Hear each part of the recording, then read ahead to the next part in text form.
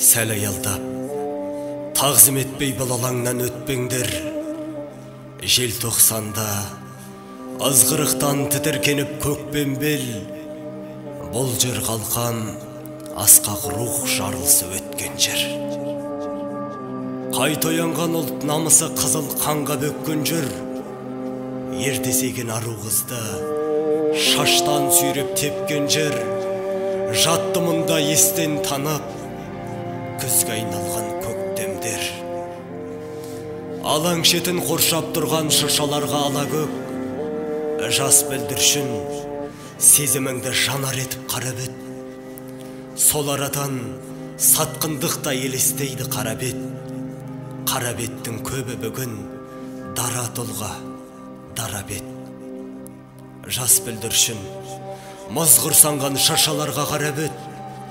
Заманыңның жеңісі мен жеңілісін санап өт. Ұлттың бағы жанар мекен, қас тұлпары нары жоқ. Ал біреулер намысы жоқ, жігер қауқар қары жоқ. Кемсітпекші желтоқсанның жалаң аяқтары деп. Жоқ, кешегі сын сағатта көкірегінде жаны бот. Тұрған солар аяз сорған қызыл беттің ары боп, дәуірінің тауғына шашылмаған тары боп. Тірліктегі әрісіңнің жаңғырығы болады. Бұл табиғи жасырын заң өзгеріссіз қалады. Сол заңға сай сені бақыт не сор іздеп табады. Дүниені дүр сілкінткен жас толқынның саналы, даңқын ешкім бүркей алмас. Оны деске салады желтоқсанның басалаңы, қайсар рух алаңы.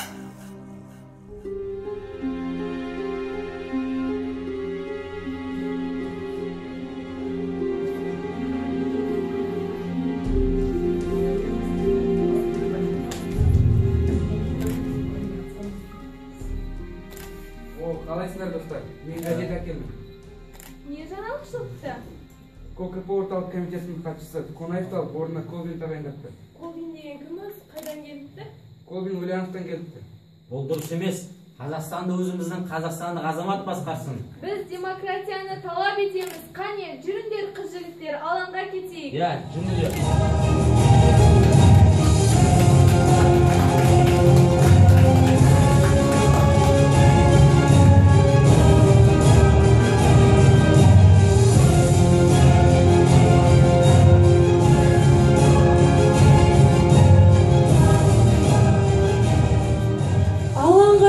Өз ойларын айтуға тырысқан қазақтың өрімдей қарусыз жастарына солдаттар мен милиция қызметкерлері қарсы қойылды. Қыз жігіттерді аяусыз таяққа жықты, түрмеге қамады. Ербол, Ләззат, Сабира сынды жаңа ғана бүршігатып келе жатқан тал шыбықтай жастарымыздың өмірін үзді. 1986 жылғы 16 желтоқсан күні Қонаевтың орнына Колбин келіп, 17 күні жастар Брежнев атындағы алаңға бейбіт және саяси шеруге шығады. Ертеңіне 18 желтоқсан Қайрат Рысқұлбековтың үйінен көрініс. Тамашалаңыздар.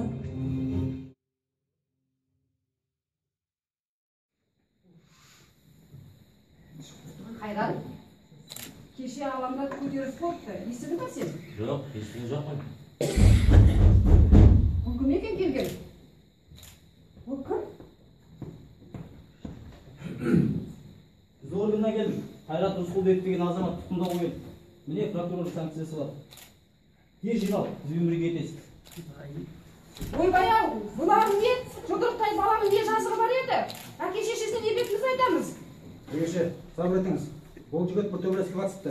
Анық-қанық тексерген соң қайтарып береміз. Ойбай-ау, қайда кетіп барасыздар баланы?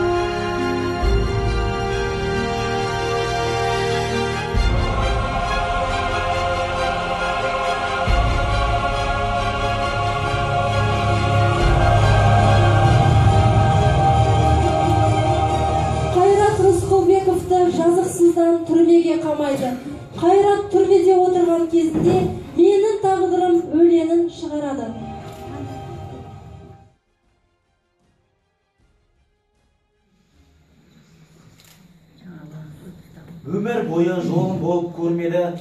Жылап келем бұл дүниеге келгелі, қайғы шаңға басты менің денемді. Түспейді шаң сілкісемде мененді. Жолдаған сәлемімді дос алмады. Шын ба екен тас керең боп қалғаны. Айта берем қайбірін. Ауыр менің тағдырым. Тағдыр мені аямады, қорлады. Жалынсам да жыласам да болмады. Қараңғы өмір, бақытым жоқ менің. Армандаған ақсырдың жеткедім. Біріншіден мен сағындым анамды. Екіншіден бұл Құдайға не қылдым. Бостандықта еркін жүрген жан едім. Енді міне абақ жылап шалдым. Әбден шаршадым ау. Жүйке тамырым жұқарды ғой. Қайран бостандық.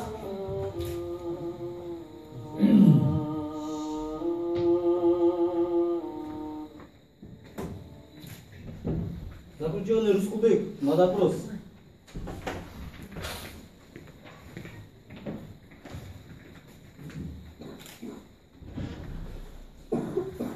Айыпкер Рысқұлбеков, сен Мирмен Сатпаев көшелерінде жасақшылар көрдің бе? Егер о көшеге бармасам, оларды қайдан көремін? Савицкий сен отырдың ба? Жоқ, өлтірген жоқпын. Сен ұрып жатқандарды біреулер көріпті ғой. Олай болса мені сол адаммен беттестір. Бұл өтірік жалақ. Ах ты декабрист несчастный. Я тебе покажу это-то. Жолдайды еще. Ей, Рысқұлбеков, сен Савицкийді өлтірдің деп мойнына сал. Сонда сен жазаң жеген дейді. Жолдас тергеуші, бұл жала ғой. Өлтірмеген адамды өлтірдім деп қалай мойындаймын? Адам түгіл тышқанды да өлтіріп келген емеспін. Заключенный Рысқұлбеков, сен ақымақ болма. Савицкийді өлтірдім деп мойында.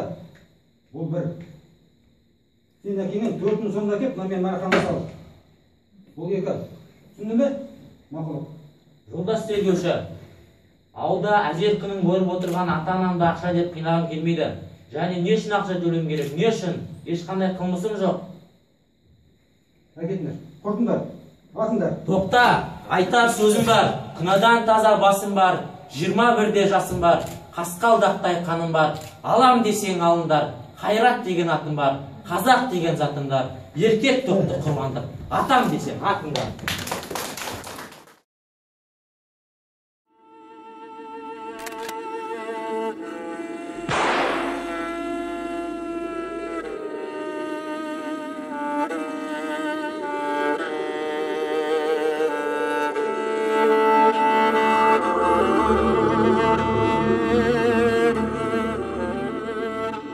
Тәуелсіздік оңайлықпен келмеді, бізге оны ешкім аяп бермеді.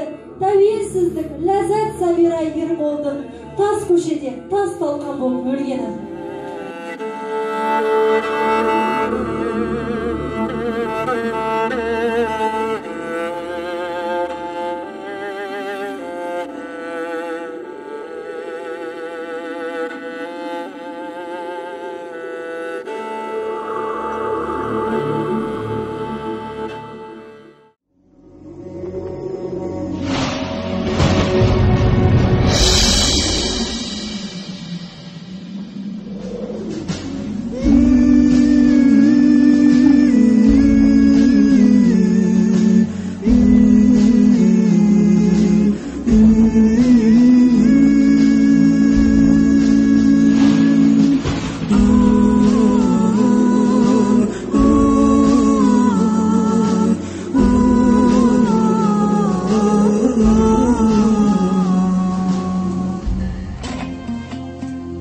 Желтоқсанда шындық жырын шырқаймын деп шарқ ұрдың.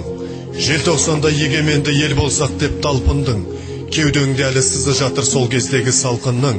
Айналайын жас қайратым, жас өркені халқымның. Өсер елдің қай сәтіде бірлік болмақ қалауы. Лаула, лаула желтоқсанның мұзға жаққан алауы. Өздеріңдей өр намысты жас өркені бар елдің.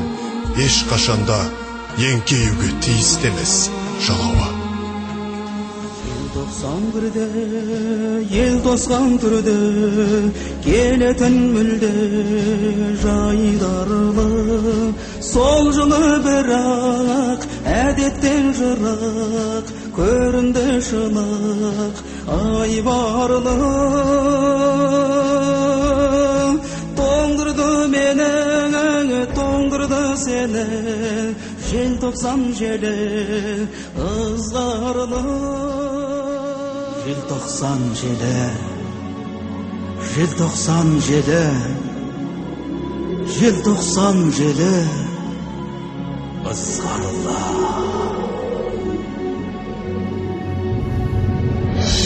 Аруағы аман болардан ырза болсын. 1 минут үнсіздікпен еске алайық.